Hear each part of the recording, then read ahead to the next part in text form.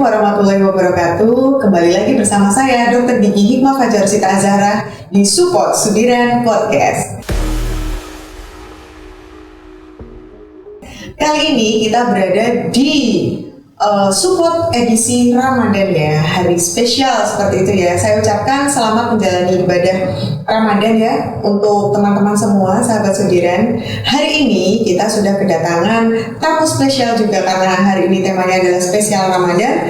Tamu kali ini juga spesial seperti itu ya. Di sini sudah hadir bersama kita Dr. Endra, spesialis penyakit dalam. Assalamualaikum, selamat datang dokter. Waalaikumsalam. Ya, apa kabar dokter? Alhamdulillah baik. Ini kita sudah masuk ke ini ya dok ya, Ramadan yang di tengah gitu ya dok ya.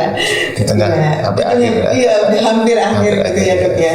Ya, hari ini kita mau ini dok ngobrolin tentang puasa sehat selama Ramadan seperti itu ya dok ya. Nah ini dok kaitannya dengan puasa Ramadan tentunya itu kan berbeda dengan hari-hari biasanya yang kita makan seperti biasa, sedangkan kalau Ramadan kita ada batasan-batasan seperti itu dok. Nah itu agar tetap sehat seperti itu mungkin puasanya harus seperti apa, seperti itu dok. Monggo silakan dok. Ya, terima kasih dok. Jadi begini, puasa itu sebenarnya suatu treatment yang sebenarnya sudah menyehatkan. Jadi dirancang oleh Allah itu sebenarnya untuk orang-orang ya itu memang sebenarnya sudah menyehatkan. Kenapa begitu? Karena dengan berpuasa itu ada semacam kalau mesin itu ya ada masanya istirahat, kemudian mungkin ada bersih-bersih ya. Karena dengan puasa itu ada proses penghentian aktivitas metabolik makanan selama mungkin kurang lebih 12 sampai 14 jam, kadang 16 jam. Nah itu sebenarnya bagus ya. Yang pertama untuk merefresh sel-sel tubuh kita ya, terutama sel-sel pertahanan tubuh, leukosit, sel darah putih ya, itu dia menjadi lebih segar lagi ya. Yang kedua metabolisme lemak dok. Jadi kalau kita tidak pernah berpuasa, artinya makan biasa ya, seperti biasa ya seperti biasa kan mungkin pencernaan itu belum selesai sudah makan lagi ya, atau ditambah lagi ya. Nah dengan berpuasa itu ada satu fase di mana mungkin di dalam pencernaan kita itu tidak ada makanan sama sekali, sehingga akhirnya tubuh akan menyesuaikan diri dengan kondisi seperti itu. Apa yang terjadi? Maka tubuh akan mengambil cadangan makanan yang selama ini disimpan bertahun-tahun, berhari-hari itu. Pertama adalah di hati dok. Di hati dengan mekanisme yang kita tahu gluconeogenesis itu. Jadi cadangan di dalam hati. Nah, menurut Bapak ahli kalau sudah lebih 12 jam itu baru kita cadangan lemaknya yang diambil. Kalau 6 jam itu masih belum. Nah, kalau sudah 8 jam itu kita di metabolisme cadangan energi yang di dalam hati, sehingga itu tentu mengurangi risiko fatty liver kalau sekarang bilangnya. Pelemahan hati itu sering sekali kita temukan pada pasien-pasien atau ada orang yang kira-kira kalau tahu-tahu fatty liver derajat 1, derajat 2 gitu. Nah itu mencegah seperti itu dok. Nah kemudian kalau sudah lebih dari 12 jam maka cadangan lemak itu yang akan dibongkar bersih-bersih gudang gitu. Jadi tentu itu lebih baik. Dengan catatan tentu saja catatannya adalah tidak ada balas dendam dok. Wah ini dok. Kalau ada balas dendam sama aja kan gitu. Jadi benar kata Allah mengatakan makan minumlah tapi jangan berlebihan gitu. Wah ternyata ini ya puasa itu ternyata ada mekanisme yang itu sungguh luar biasa gitu ya dok ya. Dalam rangka kita untuk bersih-bersih gitu ya gudangnya ibaratnya gitu, cuci gudang gitu ya dok ya, dengan catatan kita tidak boleh pakai balas dendam. Jadi kalau orang-orang yang menggunakan puasa untuk diet seperti itu dok, atau puasa terus setelah puasa selesai kurus, itu benar atau enggak dok itu dok? Sebenarnya ya enggak ya. Kalau kurus tuh ada diet khusus dok. Beda lagi, dok. Tapi kalau puasa biasa itu memang sebenarnya bisa menurunkan berat badan ya. Tapi itu efek samping, efek positif dari puasa ya. Ya, dengan puasa dengan diet yang benar itu biasanya berat badan bisa turun ya. Karena cadangan kita kan menurun. Nah, apalagi kalau misalnya ditambah dengan olahraga di sore hari pada saat berpuasa, nah itu juga lebih baik lagi. Berarti ketika berpuasa kemudian kita olahraga itu tetap boleh ya dok? Ya, yang sudah biasa olahraga jangan hentikan olahraganya, tapi tetap lakukan, tapi harinya berbeda, waktunya berbeda. Jangan lakukan pagi atau siang hari, tapi sore menjelang berbuka puasa, gitu. Jadi tetap diperbolehkan. Tetap, iya. Harus terus dilakukan biar mekanisme tubuhnya. Ya, otot yang biasa kita latih untuk olahraga itu jangan sampai nanti 30 hari itu jadi lagi, nanti pegel-pegel lagi. Gitu, tetap harus dilakukan yang biasa olahraga, tetap olahraga. Ternyata tetap harus olahraga ya bagi yang biasanya memang olahraga. Nah ini dok, kaitannya dengan berbuka puasa tadi dan juga balas dendam. Nah ada beberapa orang itu sering dok kalau berbuka puasa itu pakai es teh seperti itu dok. Nah itu seperti apa sih dok kalau langsung berbuka puasa pakai es teh terutama atau mungkin es lainnya dok? Sebenarnya ada himbauan Rasulullah ya, berpuasalah pakai yang manis kan. Ya itu sebenarnya baik untuk orang yang normal. Tapi juga tidak jangan berlebihan dok. Ya, kenapa baik? Sebenarnya cukup dengan, kalau Rasul itu cukup dengan tiga buah kurma aja sudah mengembalikan. Ya, karena kenapa? Karena pada saat berpuasa, misalnya sudah 12 jam berpuasa, itu daya serap usus itu meningkat 3 kali lipat, sehingga walaupun diberi cairan gula yang tidak banyak, itu akan terserap semua, hampir semuanya. Berbeda kalau tidak berpuasa mungkin 30. Seperti kanebo ya, kalau sudah diperes itu sudah kering, begitu dipakai lagi dia akan menyerap lebih banyak lagi.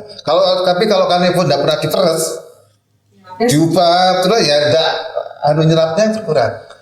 Nah, jadi sebenarnya tes juga boleh bagi mereka yang tidak menderita diabetes tentunya. Tapi kalau menderita diabetes ya harus hati-hati ya. Bagi mereka yang tidak menderita diabetes tidak masalah. Karena berapapun kalori yang tentu gula tidak akan naik. Karena ada mekanisme tertentu ya. Gitu dok. Ya. Ya, berarti tadi berbukalah dengan yang manis itu. Ya. Boleh, tetapi memang harus dalam porsinya ya dok ya. Mungkin kurma dulu cukup. Nah ini untuk anjuran dari dokter sendiri dok, untuk yang berbuka yang baik itu seperti apa dok? Apakah kita boleh langsung makan besar atau kita makan porsi kecil dulu baru nanti besar setelahnya atau seperti apa dok? Sebenarnya untuk berbukanya itu cukuplah beberapa kalori ya dok ya. Tidak terlalu, jadi supaya kita tidak mengagetkan khususnya ya, karena sudah lama misalnya 12 jam tidak dikasih kalori, tiba-tiba banyak kan nanti pertama khususnya akan menyerapnya itu mungkin kelebihan ya dok ya. Yang kedua peregangan lambung ya dok, kempes terjadi lagi.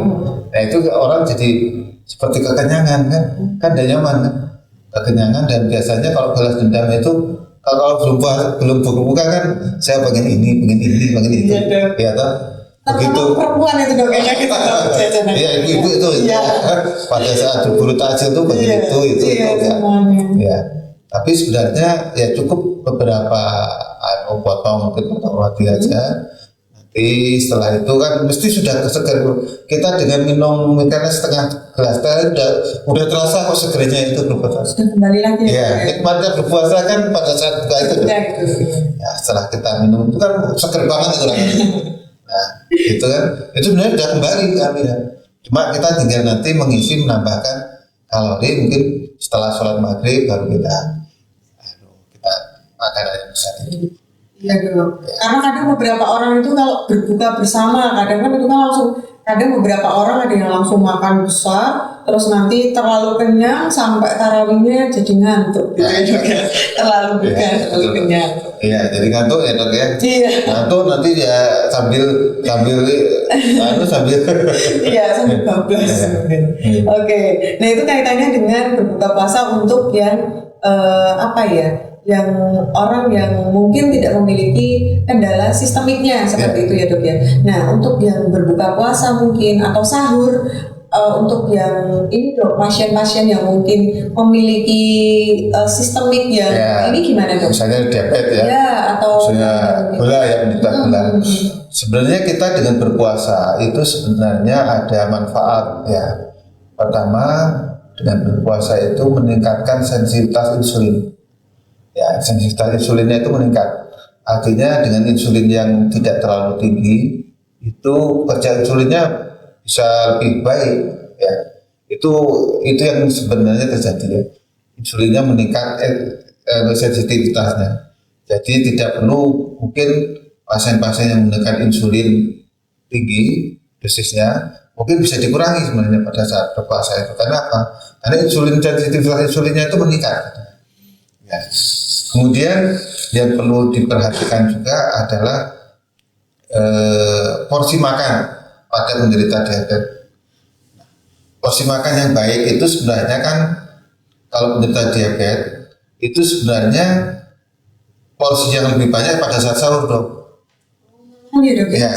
Kenapa? Karena kita akan menghadapi masa yang panjang. Setelah itu kan panjang, terutama penderita diabetes. Kalau misalnya kebalik, misalnya pada saat buka puasa yang panjang, yang banyak, itu nanti gulanya makan lebih tinggi. Jadi paling tidak 50% porsi itu ada pada saat sahur. Ya. Cuma masalahnya kan ini pada sahur itu orang pada malas makan. Ya, karena baru bangun tidur itu. Jadi baru bangun tidur, ya benar. Gitu. Jadi harusnya yang paling tinggi itu porsi pada saat sahur, karena kita akan menghadapi masa panjang ya. Nanti baru pada saat buka itu mungkin ya 30% atau 40% itu dibagi-bagi. Misalnya pas pada saat maghrib itu mungkin ya 10%, nanti habis maghribnya yang 30%, nanti di sisa habis sisanya 10% gitu. Oh ya. Jadi tetap ada catatan ya, boleh, terutama untuk yang sahur tadi diperbanyak gitu ya. Diperbanyak sahur yang pada menit tadi. Nah kalau untuk sahur pada ini dok, pada umum gitu, masyarakat umum yang mungkin tidak memiliki sistemik apapun seperti itu. Sebenarnya hampir sama ya, porsinya mungkin lebih sedikit tidak masalah. Ya. Ada ini dok, mungkin dok, makanan-makanan yang biar kita kuat gitu, nggak ngantuk, nggak lapar selama puasanya gitu dok, mungkin dok. Sebenarnya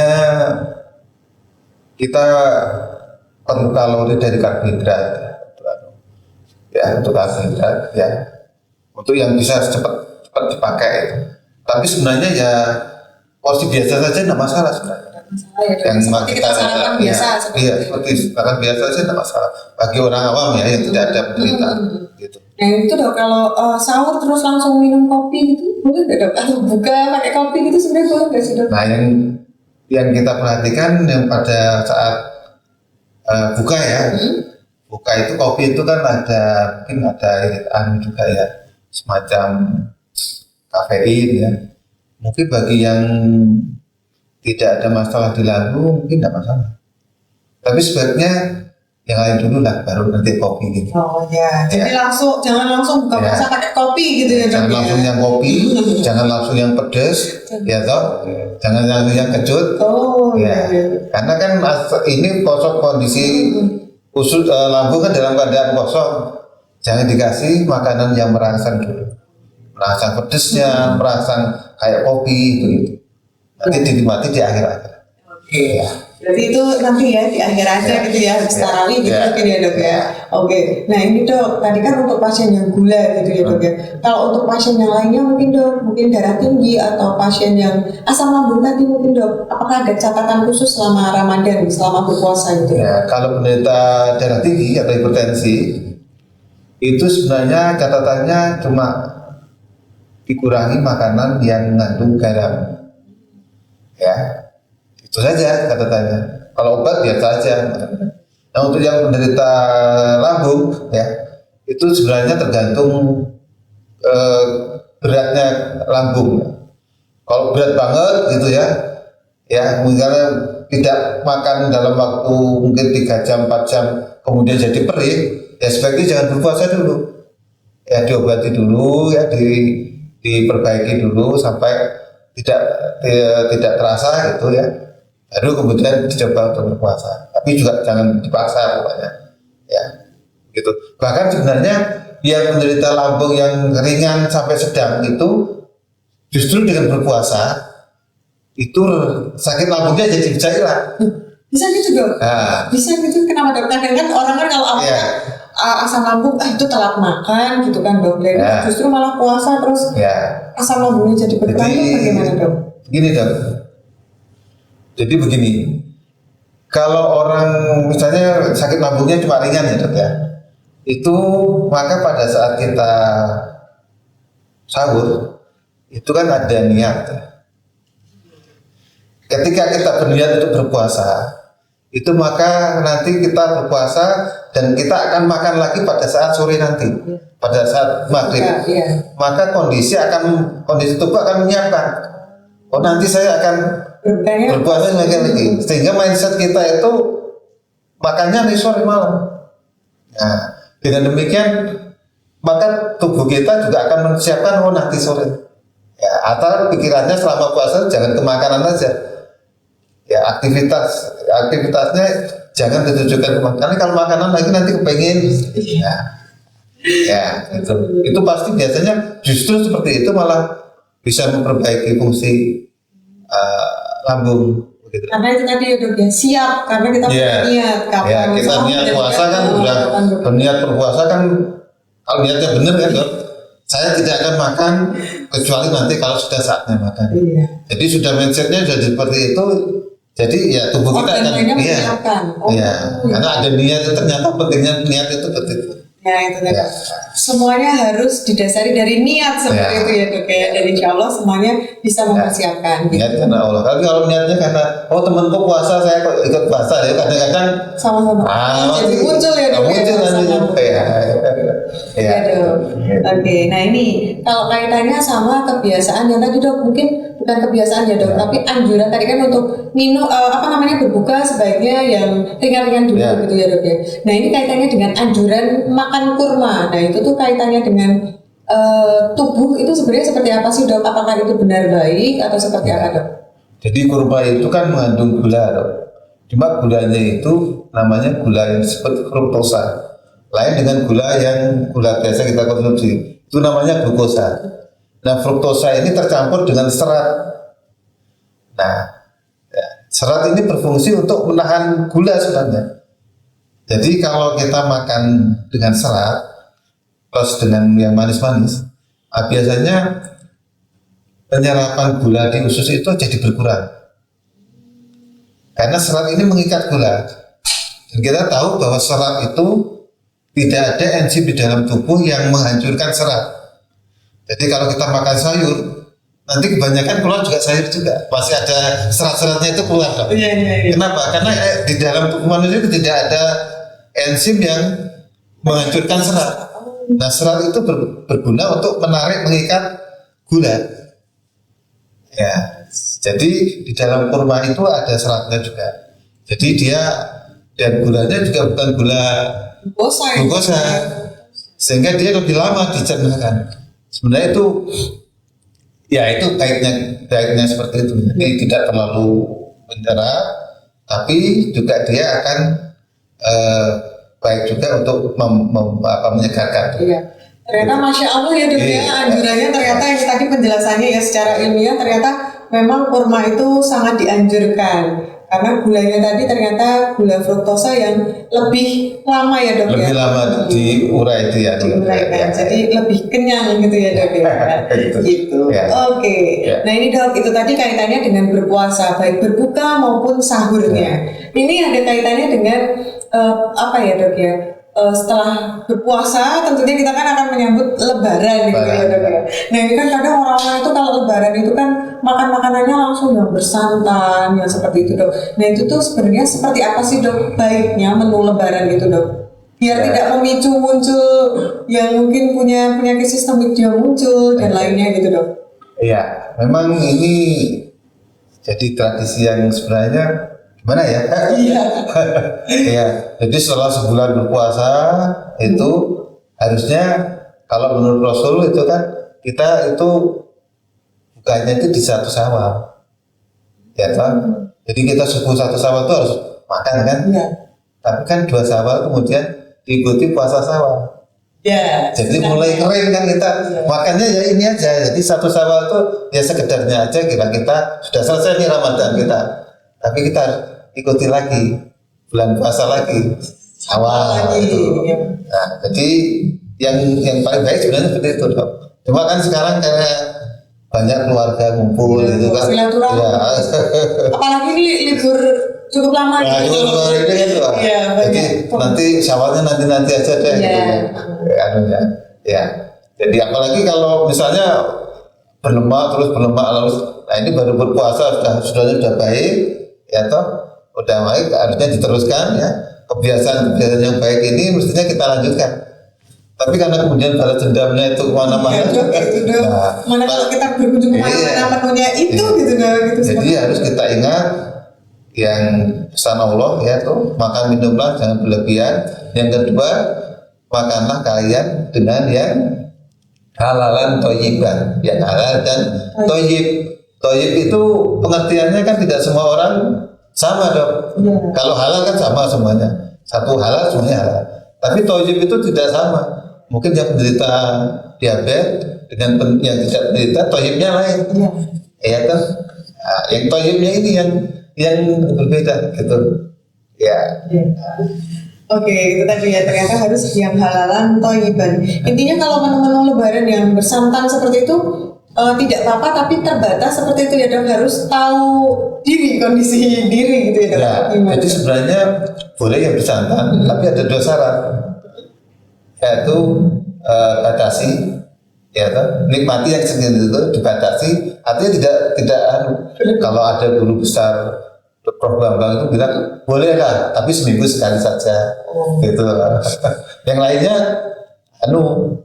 yang biasa yang sehat, yang bersantan silahkan, tapi diatur anunya, jangan tiap hari bersantan gitu. Ya, oh iya, berarti Ya. boleh ya dok ya, Ya. dengan catatan khusus dan juga secukupnya aja, jangan tiap hari terus Ya. makan yang bersantan. Ya mungkin tanggal 1 Syawal itu, nanti setelah itu jangan santan lagi. Iya. Gitu. Ya, oke. Ini langsung kita masuk ke beberapa pertanyaan dok. Ini Ya. sudah disiapkan. Ada beberapa penanya ya dok ya. Kita masuk ke sahabat Sudiran bertanya. Nah ini dok, pertanyaan yang pertama dari Bunda Anim. Dok, bau mulut saat puasa bisa jadi sumber penyakit nggak ya dok? Oh ya. Jadi bau mulut yang saat berpuasa itu sebenarnya sumbernya bukan dari mulut, dari lambung ya, dari lambung anunya. Jadi kalau yang dari mulut itu kan misalnya dari karang gigi atau dari misalnya dari Berlubang ya dok? ya itu memang kita harus perhatikan ya, periksa giginya ya. Tapi kalau giginya baik itu ya ke dokter gigi tentunya ya. Ya, kalau berpuasa pada itu bau ya karena memang ada proses seperti itu. Ya, tapi itu tidak berbahaya. Ya, tapi baunya itu di surga nanti. Di surga nanti ya dok ya? Ya. Ya. Oke, jadi bukan sumber penyakit ya Bukan dok sumber ya? penyakit, Itu memang itu tadi mekanisme Ya, lambung karena memang, ya. puasa seperti Ya. itu. Oke, lanjut lagi ke pertanyaan selanjutnya dari Ibnu Taufik. Dok, kenapa ya setelah sholat subuh tidur pas bangun jadi terasa haus sekali? Nah, ini. Gimana ini, Ini. Dok? Jadi harus kita perhatikan. Nah, ini sebenarnya tidur setelah subuh itu sebenarnya tidak dianjurkan. Iya betul dok ya. Justru Cuma kadang-kadang kan karena kekenyangan gitu kan, apalagi tadi bangun jam berapa ya? Jam 2, jam 3 itu kan, mungkin itu ngantuk kan, habis waktu makan lagi, habis sholat subuh ngantuk ya. Sebenarnya tidak dianjurkan ya. Ya, aktivitaslah segera. Tapi kalau misalnya ketiduran, mungkin harus diperhatikan adalah pada saat tidur itu mungkin posisinya tertentu sehingga mulutnya terbuka. Nah, kalau mulut terbuka itu udara yang kita masuk itu melalui mulut bukan melalui hidung. Artinya tidak ada mekanisme pelembapan, penyaringan, sehingga terasa kering. Dia, ya. Yang kedua mungkin suhu ruangan diperhatikan. Kalau suhu ruangannya misalnya gerah itu kan terus kita berkeringat, dehidrasi pada saat tidur, ya bisa aja begitu juga. Ya. Jadi itu tadi ya, kalau ketiduran perlu dievaluasi, mungkin memang ini ya bernafasnya dari mana gitu ya. Posisi tidurnya. Posisi tidurnya. Ya. Oke, kita lanjut ke pertanyaan selanjutnya. Dari Hida. Dok, saya menderita asam lambung. Bagaimana tips puasa yang nyaman untuk penderita asam lambung seperti saya? Iya, terima kasih. Yang penting niat ya. Tadi kan niat berpuasa itu Niat, ya. benar-benar niat karena Allah ingin berpuasa. Yang kedua, ya tentu jangan makan yang meracak tadi dok, yang pedas, yang kecut, ya. Kemudian kalau sudah biasa, ada obat-obat tertentu, minum pada saat sahur itu obat lambungnya itu, supaya untuk menekan asam lambungnya itu. Yang ketiga ya, kalau misalnya terasa perih ya tentu saja harus di stop puasanya. Jangan sampai nanti memperberat lambung. Oke, terima kasih dok. Itu tadi untuk tips dan trik untuk penderita asam lambung ya dok ya. Jadi kalau memang sudah tidak tahan, tidak apa-apa ya dok ya. Memang itu kan keringanan sakit, untuk kan ada orang yang keringanan, kan, sakit. ya. Iya, silakan diminum untuk obatnya seperti itu. Oke dokter, sesi pertanyaannya mungkin sudah ya dok ya dari 3 penanya tadi. Sebelum kita tutup dokter, ini sudah sampai ke penghujung acara seperti itu, mungkin ada pesan yang ingin disampaikan kepada sahabat Sudiran semuanya dok kaitannya dengan berpuasa ini. Oh enggak dok? Iya, sahabat Sudiran yang berbahagia, ini puasa tinggal beberapa hari lagi. Ya mari kita namanya daya tahan kita kita perhatikan supaya kita bisa menyelesaikan puasa ini dengan baik. Ya, toh? Karena yang lebih penting itu bukan kekuatan tapi ketahanan kita menyelesaikan puasa ini. Kemudian pada saat Lebaran nanti, ingat jangan balas dendam. Ya, perhatikan makanan yang merasa jangan terlalu pedas, jangan yang santannya terlalu kental. Saya kira itu mudah-mudahan kita semua mendapatkan kemenangan di akhir Ramadan. Amin. Ya, mendapatkan bajunya bukan yang indah-indah tapi baju takwa. Masya Allah, amin. Insya Allah ya dok ya. Oke, terima kasih kepada Dokter Endra, spesialis penyakit dalam yang sudah memberikan tips and trik yang luar biasa ya untuk kita semua. Baik untuk tadi sudah ya dijelaskan penderita penyakit gula DM itu bagaimana harusnya berpuasanya, kemudian penderita asam lambung seperti apa, dan juga pasien darah tinggi atau hipertensi seperti apa, dan juga untuk kita semua yang insya Allah semoga senantiasa dalam lindungan Allah dan juga sehat selalu seperti itu ya dok ya. Dan juga teman-teman semua yang ingin bertemu dengan Dokter Endra mungkin bisa nanti berkunjung ke poliklinik ya dok ya. Poliklinik penyakit dalam ya Dokter Endra praktek di sana di RSUD Dr. Sudiran Mangunkusumo Kabupaten Wonogiri di jadwal dan juga jam beliau seperti itu ya. Mungkin itu dokter yang bisa kami sampaikan. Kami ucapkan terima kasih atas informasi yang sudah diberikan kepada kita semua. Selamat menjalankan ibadah puasa ya dokter ya. Semoga kita semua sampai di finish insya Allah. Kita menjadi pemenang. Kita menjadi pemenang. Oke, terima kasih sekali. Sampai jumpa lagi. Wassalamualaikum warahmatullahi wabarakatuh. Terima kasih.